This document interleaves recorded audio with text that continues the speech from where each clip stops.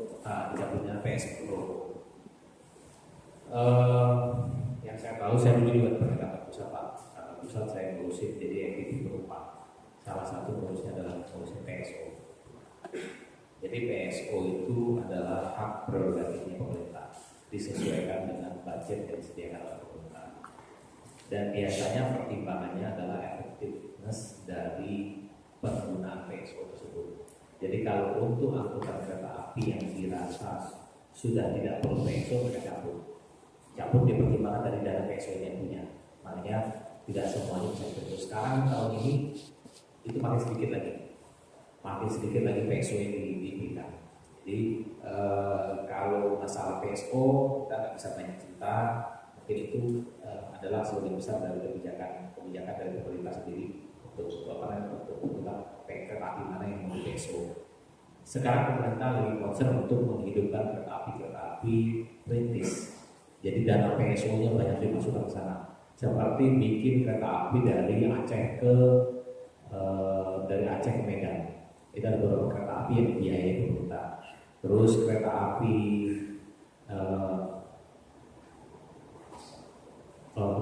ada kereta api seperti yang ke Wonogiri, itu kereta api perintis, Bataran Kesana itu juga perintis. Jadi mereka lebih membiayai yang itu, termasuk yang di Surabaya yang ke Tulangan itu juga seperti itu. Jadi beliau PT Kereta Api, Dirjen Kereta Api, dia memilah, bukan kita yang milih.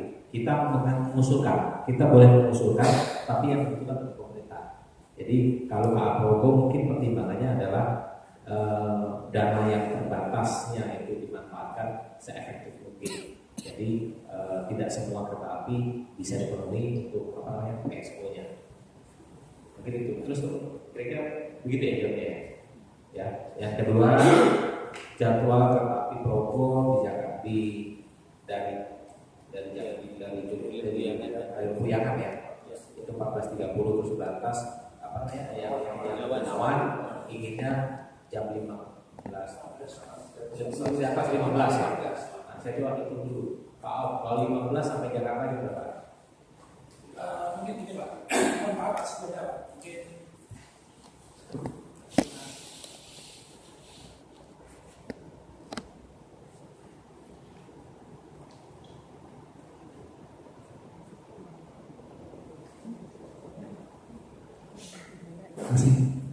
Mohon maaf Pak, mungkin sedikit bisa menjelaskan, mungkin bisa buka untuk para komunitas PJKA ya.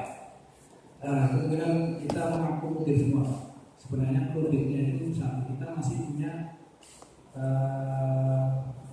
jalur tunggal itu produknya di kapasitas itu sudah jenuh itu antara Rajo Roya.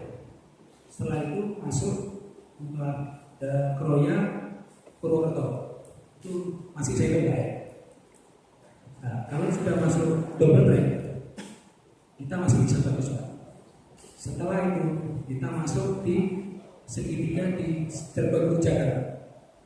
Nah, di situ titik jenuh juga karena dari Semarang, dari Surabaya semua seperti Bapak yang dari Jogja itu menginginkan dari Jakartanya masuk pagi semua Pak. Yang grafik yang 2015 itu seperti itu.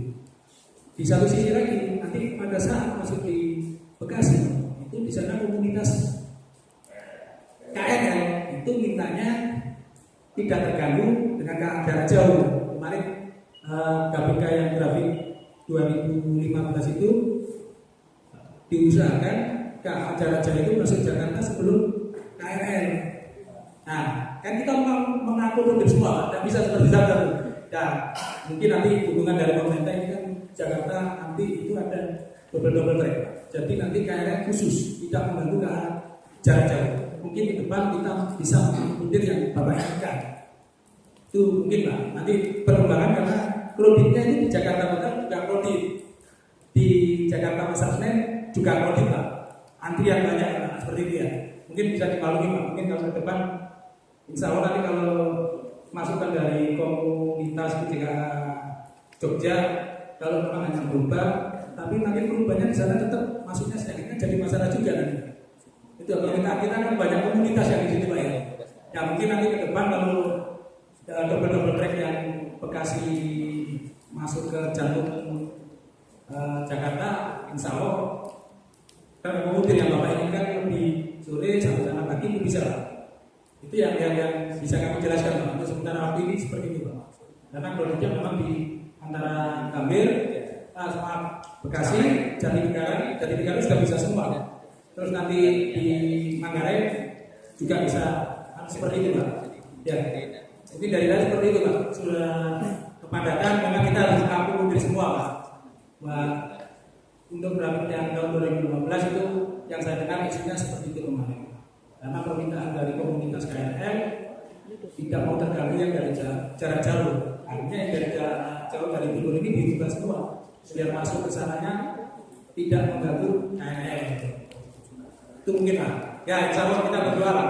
Kita ingin mengakomodir itu semua Pak. Saya tahu Pak. Saya dengar. Saya pikirnya seperti itu Pak. Ya, mungkin dari sisi itu Pak yang bisa saya jelaskan Pak. Baik Pak. Ya. Jadi tadi sudah disampaikan Pak ya. Jadi kereta api ini memang semuanya saling terkait. Dirubah di sini ujungnya berubah. Jadi karena kita kemarin ini mengakomodir dari Pak Manajer Operasi ada kumpulan di mana di unit kantor pusat mungkin bicara dengan komersial juga bahwa kita juga harus mengakomodir kepentingan orang yang kerja di Jakarta. Makanya waktunya kita lebih waktu gambar peta grafiknya itu yang sangat dulu digambar. Yang kelas tinggi dulu Pak. Yang punya kepentingan dulu dimasukin. Nanti yang berikutnya menyesuaikan. Nah, tapi ke depan kan sudah ada rencana untuk double track dari mulai Cikarang kalau nggak salah. Cikarang sampai Jakarta. Nanti dia sudah tidak mengganggu kereta api jarak jauh lagi. Itu akan lebih mudah. Nah, itu Pak jadi permasalahan. Jadi kereta api sebenarnya kita sih pengennya semuanya diakomodir. Cuma berhubung tracknya yang terbatas dan kapasitas yang terbatas akhirnya kita mulai melakukan penyesuaian. Dan kalau kita lihat juga sebenarnya kalau berangkat jam 5, anggaplah jam 16 ya, 16 sore, jam 4 sore, tambah 9 jam ya. 8 jam. 16 tambah 8 24 jam 24. Juga rasanya terlalu malam juga kalau mereka sampai jam 24 malam di Jakarta.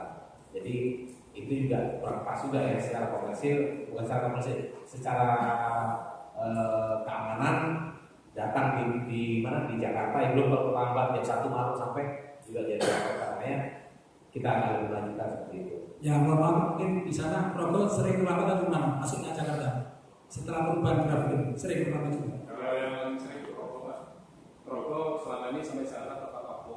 Nah, kalau Bengawan mungkin nanti yang mungkin Progo yang sering telat malah berangkat dari Jakarta. Makanya di Jakarta itu sangat produktif. Saya bersama di Jakarta. Saya bukan soal produk di KRL-nya. Ada beberapa kali bulan lalu itu mengalami gangguan loko, entah itu apa gitu ya, terus sinyal ya, terus ya seperti itulah. Cuman memang sejak ada Kertajaya tambahan yang Praja, terus itu juga membuat akhirnya Progo yang dari Jakarta itu telat juga Pak. Nah itu aja. Saya lihat ya sejak ada kata panjang itu aja Pak. Ya. Jadi ya mungkin Pak banyak kita evaluasi juga. Ya paling tidak kita bisa menjelaskan bahwa terusnya di situ Pak. Ya. Nanti ke depan memang kita pinginnya mengakomodir semua Pak. Pelanggan kita itu begini. Ya untuk gangguan itu tetap Pak dari sisi op itu saya menekankan para KS itu tetap secepatnya respon Pak. Tetap itu Pak tanya Pak KS kalau percaya. Apa yang gangguan itu seperti itu Pak secepatnya. Mungkin Pak saya tidak nambahkan untuk kereta lintas selatan Pak ya ekonomi itu kalau bisa ditambahkan atau dirubah jadwal misalnya Bengawan itu Pak. Bengawan atau itu kan kayaknya yang kalau siang itu udah nunggu Pak. Bengawan, BBM, terus Krakatau, Joko Tingkir Pak, yang di siang hari itu waktunya itu mepet semua. Nah, sedang dan ya saya lihat juga kosong gitu Pak. Secara ekonomis itu juga kan akhirnya tidak menguntungkan PT KAI juga Pak. Nah, terus ya kenapa nggak salah satunya misalnya kereta di antara 4 itu dipindah jamnya Malang gitu. Karena lintas selatan itu saya lihat kalau untuk jalur Malang potensialnya besar sekali Pak. Itu Rogo, terus sejak Jogja, sejak Solo, Bogor dilepas jalur selatan itu full lah, seperti itu. Mungkin itu aja yang bisa saya tambahkan juga. Baik Pak.